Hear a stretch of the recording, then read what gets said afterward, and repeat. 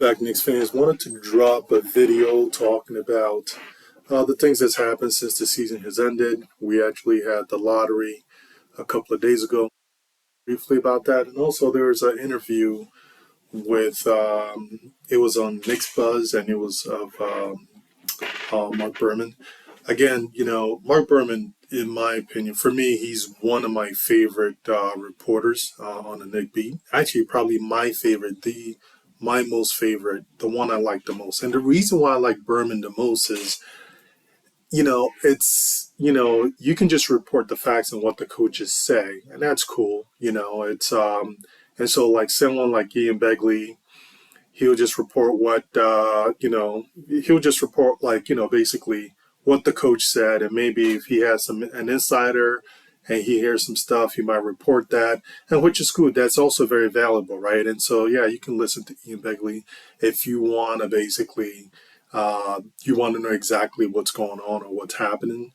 But then again, there's a limit to that. Ian Begley is not going to know enough, right? Especially with this kind of front office we have. They don't care about actually communicating with media, and so and they're very tight-lipped about everything, right? And so Ian Begley is not going to be able to give a lot of the fans much of a scoop.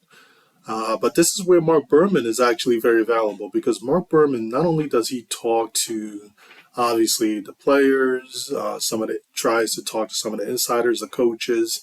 That is limited information he gets, right? What they say is limited information.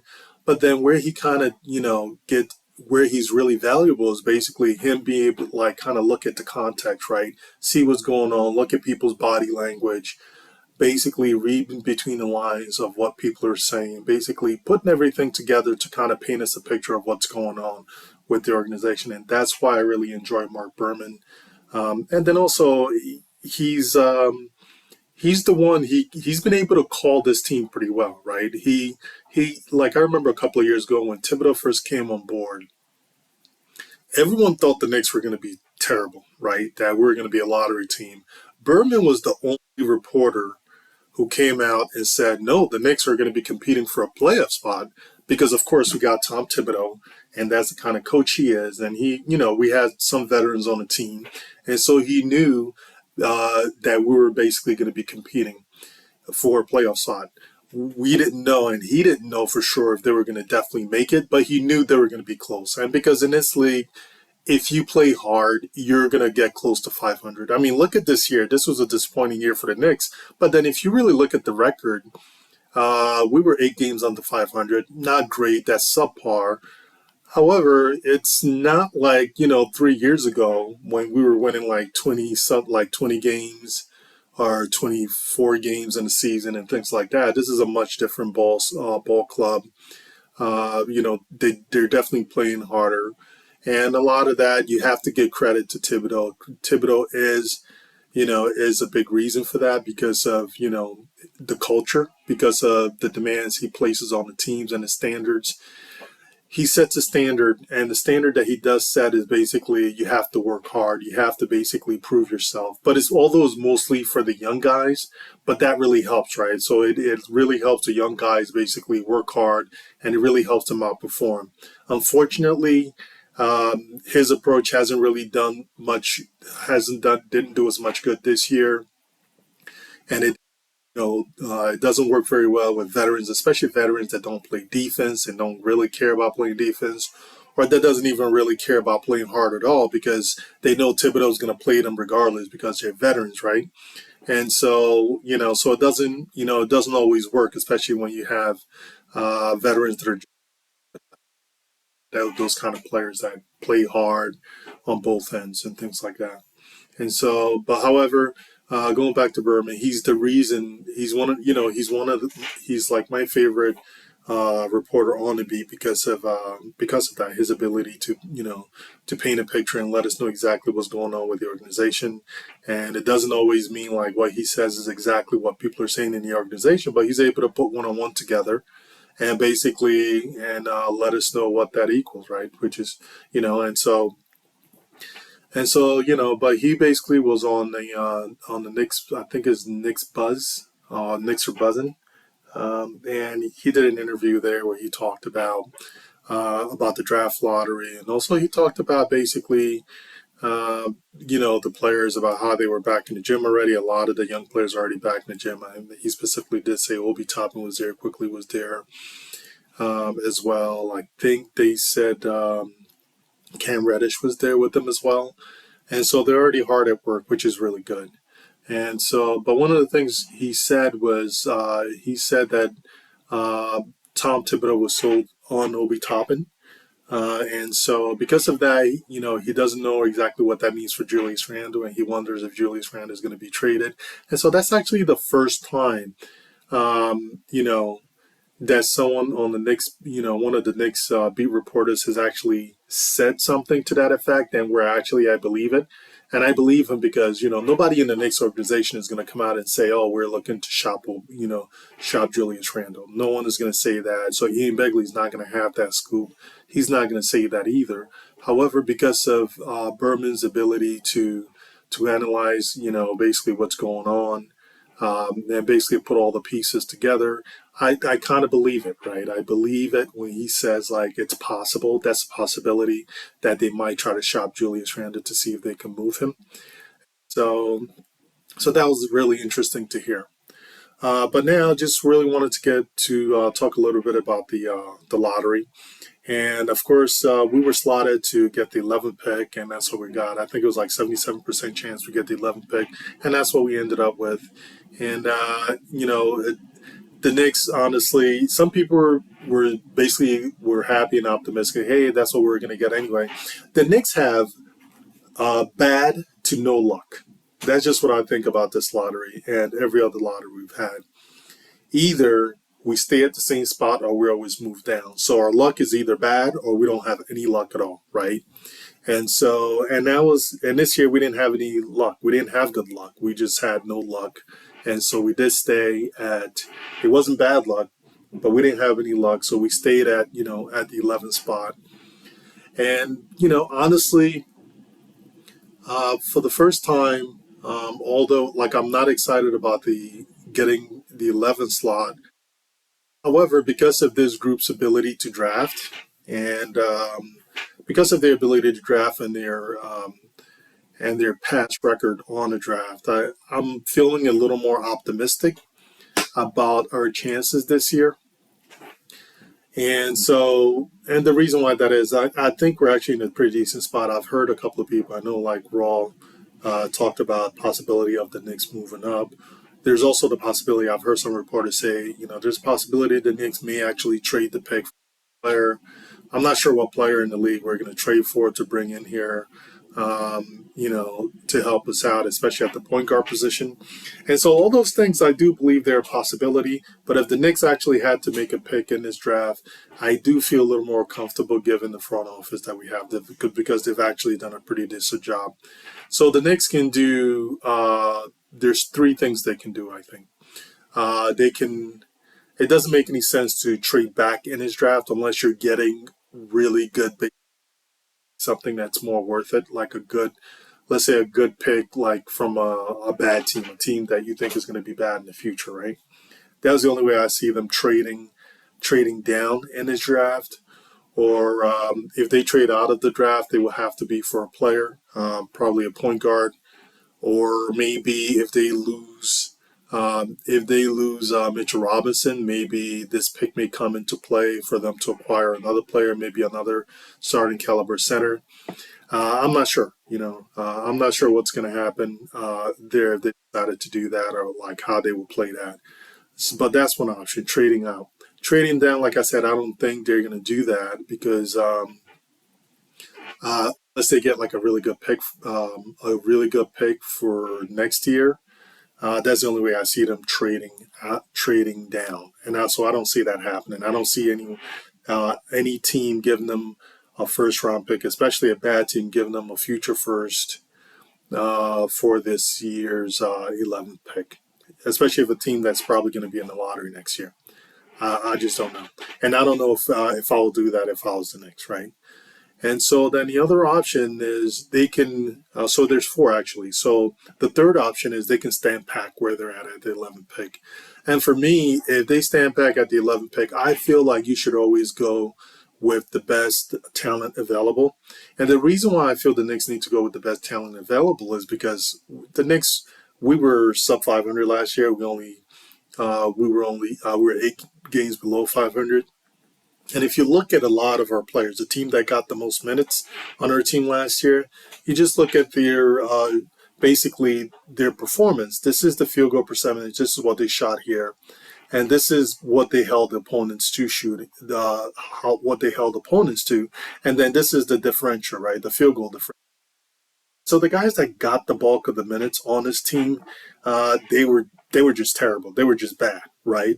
They just, honestly, we love RJ. I think RJ is going to be a good player, but RJ shot like 41, 42% from the field this year, and he allowed almost 45% from the field. His defense actually dropped off, like I would say, the last third of the season, or even maybe a little more. Yeah, about the last third of the season, just like his defense just dropped way off. He just stopped trying to play defense, and he would play it in spots like when they needed to stop, then he would basically pick it up. But he was just, his defense was just atrocious towards the end of the season. And so the team is just not good enough to say, oh, we need to go by need. No, you just need to go, but you need to get the best talent available and let these guys compete and let the chips fall where they may. I understand, like, it may lead to a frustrating situation like we had where we have Obi and then we have Julius, and then Julius is in the way of Obi, and there could be a situation like that again where basically you have someone on a bench who's really good that maybe they probably should insert into the starting lineup, or but they haven't. And so, but honestly, I feel like good teams have really good players coming off the bench. Sometimes even like all-star level players coming off the bench. And so that's the mark of a really good team. So if you want to be a good team in this league, you have to be deep. And so you can't be afraid to pick, the best talent available, because you might, for example, you might pick a power forward who might be almost as good as Obi. Or like, let's say they stayed at 11 and Jeremy Sohan falls to them. And Jeremy Sohan can play 1, 2, 4, essentially. But he kind of looks like he probably should play 4. But you can't say, oh, I don't want to pick him because we have Obi and we have Julius.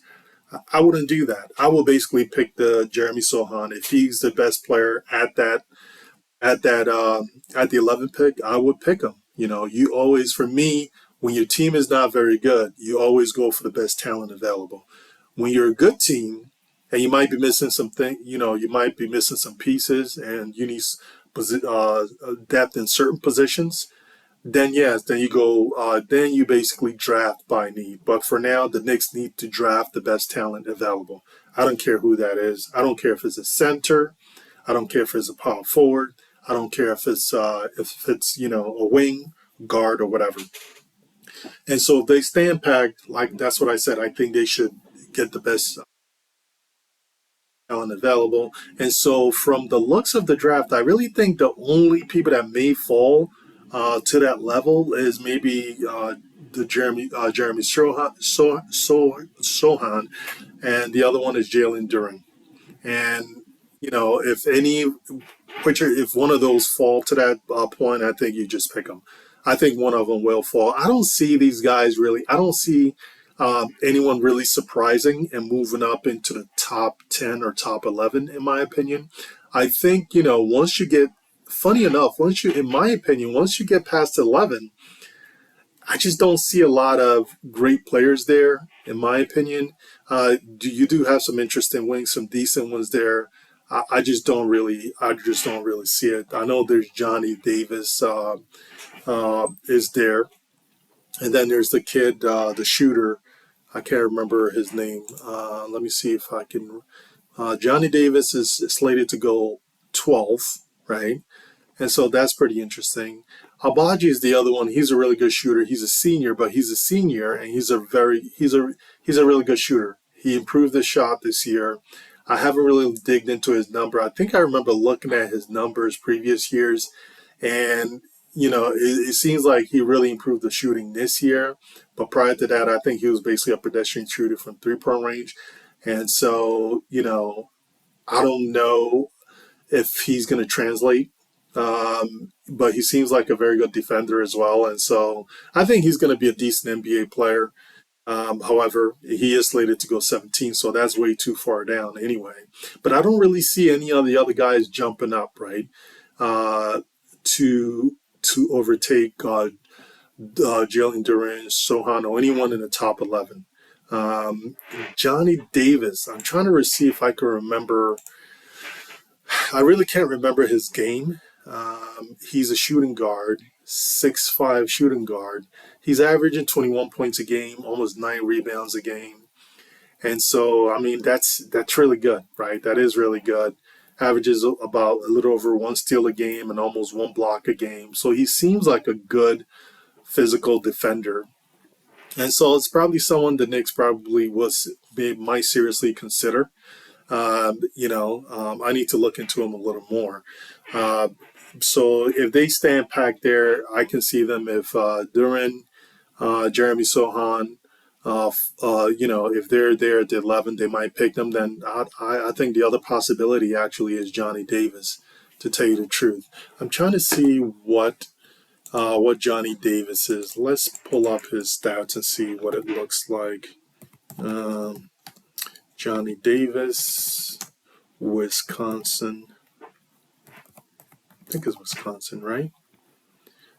We don't need the stats. Where's basketball reference?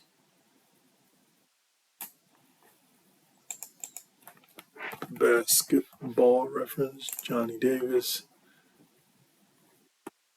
Hey, for some odd reason, it's basketball reference is not coming up for Johnny Davis. That's odd. Let's try sports reference. Okay. Huh.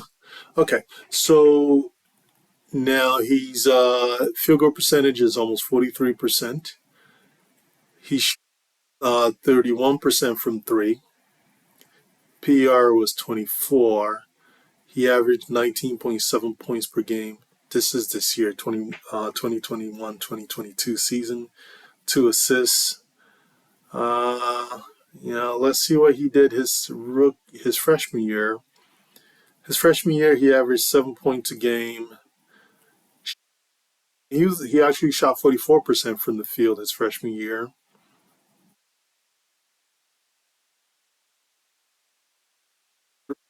Shot 38%, but it was like on less than basically one attempt. Basically he attempted 1 3 a game last year. So it's interesting. I haven't really see him play. I don't think I've seen him play and see his draft analysis or his highlights or anything like that, or lowlights or even any full games with him. So I can't even really comment on Johnny Davis to see how good he's going to be. However, he's a sophomore and he's shooting 43% from the field. That's a pretty low percentage, in my opinion, especially. But then again, maybe he was thrusted or forced into that position. He seemed like they depended on him for offense, and so it seemed like he had to basically, put on his big boy pants. But he did shoot 47% from the 2 point range, which isn't too bad, right? That's not atrocious. So his issue was the 3 point shooting. He basically took 4 threes a game and only made one, essentially, right? A little over one. So that's why he was shooting about 31% from the 3 point range. So that's what dragged his overall field goal percentage down. And so that may actually makes him look a little better. I don't know what kind of defender he is or how good of a defender he is. So, but, so that's interesting, right? So there's 3 people the Knicks could possibly pick at that 11 pick. So it looks like Jalen Duran, um, Jeremy Sohan if he's there, or Johnny Davis. That's really what I see. A lot of the other people that I've kind of like looked at, like Mark Williams, Ousmane Dieng, Tyree Eason, Malachi Branham, Abaji, Brown. A lot of it's just a lot of these guys is just not. It it just doesn't. It's not jump. They don't really jump out at me. So so that's what I think the Knicks do if they stay at that spot. The other option for the Knicks is to move up, right? If they could move up to about the seventh or eighth position, I think they can do that. They could move up to seven or eight, and then to ensure that they get Dyson Daniels. But however, it depends how much would it cost to move up to the seventh or eighth pick, right? And if it doesn't cost them too much, let's say if it costs them like this year's pick and maybe a late first or a second, a couple of seconds, then yeah, I think they should do it. You know, but however, if it's going to be a lot more expensive than that, then I think they should consider just not doing that. But I do think the young kid Dyson Daniels, he's really interesting. He's a really good defender. Looks like a very promising playmaker. He's long. He's about 6'7.5", almost 6'8". He's 19 years old. Essentially, averages 13 points, 7 rebounds, and 5 assists in the G League. Almost 1 block a game and averaged 2 steals a game. So that's So I think he's a pretty interesting player. I think he could be pretty impressive. And so that's just what I think. The Knicks should. That's what I think their options are. If I'm not sure if they're going to be able to move beyond the seventh pick to get higher than seven or eight. It might. I think at that point it's probably going to cost way too much to get into like let's say top five. So I really don't see that happening. But you never know, right? You never know. Anything could happen. So you never know. Especially with the Kings, you look at the Kings there, because they already have a few guards on that squad, and so at that four pick, it's I just don't see them picking like they might pick a small forward. They might actually do something crazy like pick AJ Griffin, and so that may force like the things to shift around a little bit. But the other thing I think that's possible with the Kings, they could actually trade that pick, right? They could probably trade with the Knicks and get the Knicks 11 pick in the future first from the Knicks. So that could solve, the Knicks problems, some of the Knicks problem, and so that gives them the option of picking, so that they can get to pick whoever they want. So they'll have Jaden Ivey, Shaden Sharp, and then also Dyson Daniels. Although from the fourth position, Dyson Daniels might be a little bit of a reach to get him that high up. But so those are kind of the possibilities for the draft for these New York Knicks. And so I'm not sure what they're going to do. It's going to be really interesting. Definitely the draft should tell us a little more about where this organization is heading. However, I mean, that's all we have. We have to kind of go on breadcrumbs and like some their actions, right? And their actions are actually pretty confusing. They're picking players in a draft. Like last year, they picked players in the draft and then bring in a bunch of, veterans that just couldn't get it, right? That weren't going to get you where you needed to get to. They clearly couldn't even get them anywhere near the playoffs. And so that was confusing what they were attempting to do last year. Last year, honestly, they were better off keeping that money in their pocket somehow or trying to find a way to, get maybe some expiring deals or sign some 1 year deals or something like that. Uh, but they should have, last year, they definitely should have played the young guys more. They should have played IQ more, should have definitely played Obi Toppin more. They should have even tried a small ball lineup with Obi at the five. And so there's a lot they could have done last year, but they didn't do it. But as you see here, you look at essentially, like I said before, the guys that get the most minutes, they're highlighted in yellow. And this is essentially their net performance here under NP. That's the differential between their field goal percentage and the defensive field goal percentage. And it was just pretty terrible. But then you look up here, the guys that are actually um, your most the guys that contribute the most while they're on the floor in terms of net field goal differential. Obi Toppin, and if you're talking about actually production, He was one of the highest, and Mitchell Robinson obviously was the highest. He was on the court the most, had produced the most, but Obi Toppin I think was the next one, the most promising one. But the thing with Obi Toppin, if you look here, say he averaged 50, almost 15 minutes. However, there was a lot of games Obi Toppin played on like 8 minutes. There were some games where he played like 20 minutes or 18 minutes, but it felt like there was way too many games. I would say basically at least 40% of the games he played 8 to 10 minutes.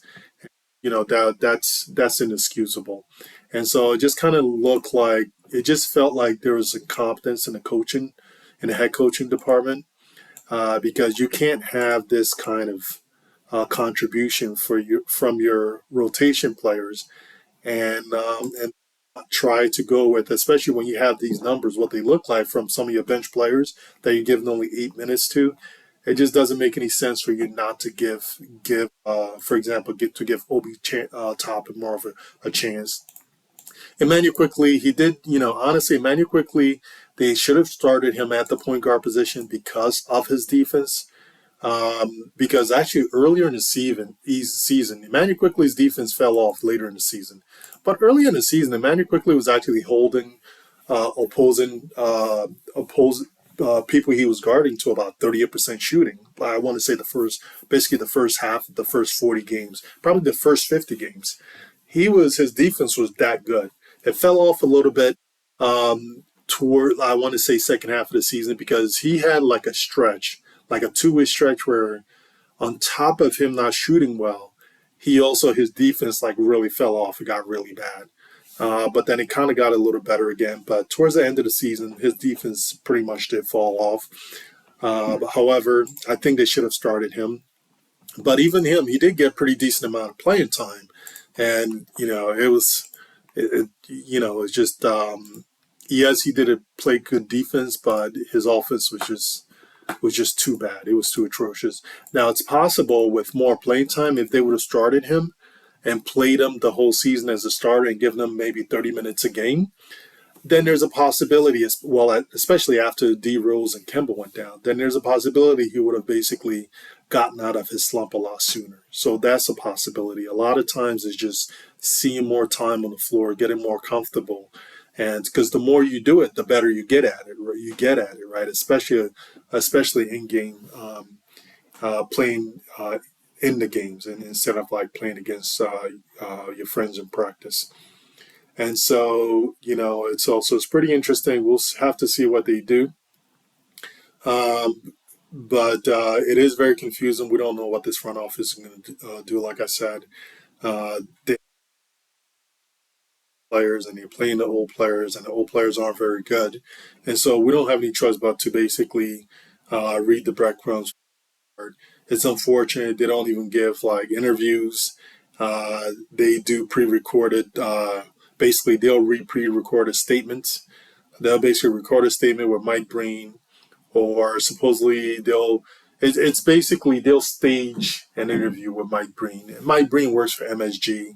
They're gonna basically do what Mike Breen says. So it's like it's pretty embarrassing in my opinion. I'm kind of tired of it. It's as a fan, and I know some fans they don't care. They like the front office to keep their mouth shut and not say anything. No, I think that's pretty. In my opinion, I just don't agree with it. I just think it's like there's a lack of accountability and it's a lack of respect for the fans. They're like the only team in the NBA that feels like they don't have to let the fans know what's going on, what they're doing, or what the plan is. Nobody's saying tell you the team secret and exactly what the plans are, but you want to give the team a general direction of what you're trying to do, right? And what your priorities are. And so, at least with that staged interview they did with Mike Breen, he did give you what the kind of give us that information, which was good. However, I just don't appreciate the way they deal with the fans in terms of communicating with the fans. The stupid staged interviews. They need to look. You need to be held accountable. Sit in front of reporters, let Berman, let Ian Begley, let these guys ask you questions. like the crazy thing is these reporters, they're not even disrespectful towards the team. They don't even really ask too many really tough questions on the team. They're never combative with the team because these guys want to like to maintain that relationship with because they want to be able to get inside information. So they want to maintain some kind of cordial relationship with the organization. And so it's like, so it's not even like, the reporters are always like really asking like extremely tough, like piercing questions all the time, or things that, or I should say, it's not like the reporters are asking questions that make the front office feel extremely uncomfortable.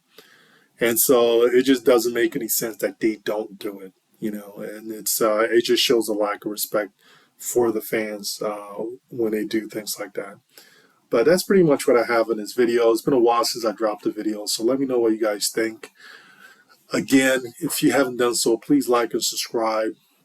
It's been 2 weeks since I put out a video, and I'm hoping to put out another one soon. It's been, I've been really busy with life, and obviously the season is over. And so I've been taking advantage to like take care of some personal things. And, obviously, we all have family and we all work. And I appreciate you guys taking the time to check out the video and to check out the content. But I'll try to put something out again soon in about a week, a couple of weeks. The thing I wanted to do, I wanted to compare basically current players that we have now with like old players to kind of see how they compare, right? So, for example, uh, compare the season, like the current season that RJ Barrett had versus, let's say, so RJ Barrett, this is his third season, right? So we'll take his third season and compare it to, like, let's say John Stark's third season, just to see how it compares.